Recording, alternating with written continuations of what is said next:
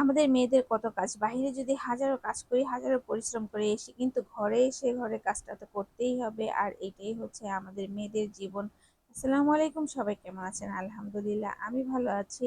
তো আজকে যাচ্ছি হচ্ছে দাঁতের ডাক্তারের কাছে। আমার দাঁতে প্রচন্ড ব্যথা, রোজা রাখতে অনেক কষ্ট হচ্ছে।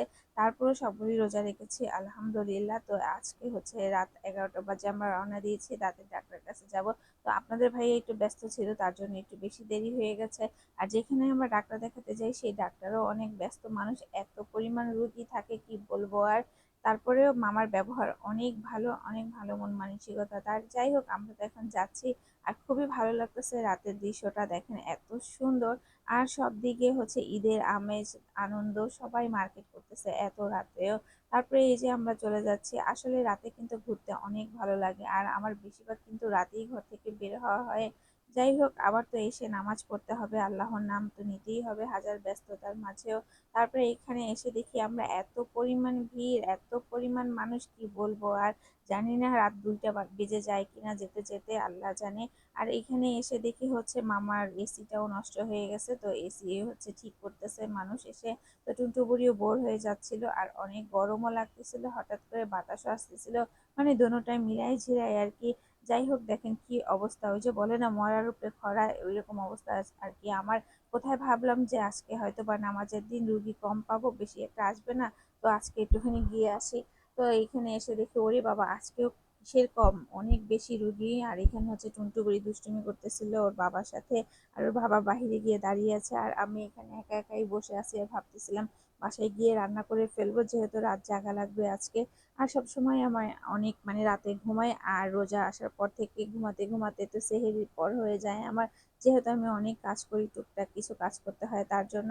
এখানে আপনাদের ভাই একদম বসে আছে এমন ভাবে যে তার মনে অনেক কষ্ট, অনেক মন খারাপ। যাই হোক, এই যে টুনটু বুড়ির খেলনা নিয়ে আমি আবার খেলতেছিলাম, তো টুনটু বুড়ি স্টিকার আমাদের দোকান থেকে নিয়ে আসছে। এখন বলতেছে এখানে লাগাবে, তো আমি বলতেছি না মা, এখানে লাগিয়েও না, বাসায় গিয়ে তারপরে দুষ্টুমি করো তুমি। তারপরে আল্লাহ রহমতে অবশেষে দাঁতের ডাক্তার দেখে চলে আসছি রাত্রে 1:30টার দিকে। তো অনেক দেরি হয়ে গেছে, তো এসে ভাবলাম যে যেহেতু আমি নামাজ পড়বো, জাগনা আছি, তাহলে আমি এখানে মাংস তরকারিটা বসাই দিই। তো একদম হাতে মেখে কিন্তু আমি ওই তরকারিটা বসাবো, গোস্ত তরকারিটা দেখেন। আসলে মাংস বলা ভালো না, গোস্ত বলতে হয়। যাই হোক, আমরা তো মনের আনন্দে বলে ফেলি মাংস। আর এই যে দেখেন খুব সুন্দর করে কিন্তু গোস্তটা আমি মাখবো। অনেকে আবার মনে করে যে মাংস বলা মনে হয় স্মার্টনেস, আর হচ্ছে গোস্ত বলা হচ্ছে ক্ষেতের মতো। যাই হোক, ক্ষেত বলেন আর যাই বলেন, আমি তো গোস্তই বলবো। তারপরে এখানে দেখেন খুব সুন্দরভাবে আমি মেখে নিচ্ছি, আর হাতে মাখিয়ে যদি গোস্তটা রান্না করে না, খেতে অনেক অনেক ভালো লাগে। আর মনে হচ্ছে কি যে এখনই খেয়ে ফেলি, এখনই মনে হয় অর্ধেক কষানো হয়ে গেছে। আর আমি সবসময় বেশিরভাগ রান্না কিন্তু হাতে মেখেই করি, যা আপনাদেরকে দেখাই না। আমি রান্না করার পরে দেখাই, কিংবা রান্না করার মাঝখানে তরকারি দেখাই, এরকম আর কি ব্যাপারটা। আর কি সুন্দর মাশাআল্লাহ ঘ্রাণ আসতেছে, তা বলার বাহির। আর অনেকেই কিন্তু কষিয়ে মাংস খেতে অনেক পছন্দ করে, আমিও কিন্তু ঠিক কোনো অংশে কম না।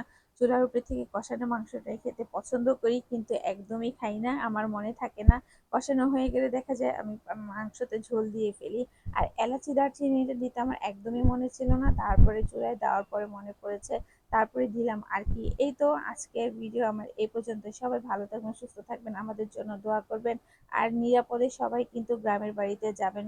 আসলে সময়ের চাইতে কিন্তু জীবনের মূল্যটা অনেক বেশি। আর ড্রাইভার ভাইদের বলতেছি, সবাই দেখে শুনে কিন্তু গাড়ি চালাবেন। আল্লাহ হাফেজ।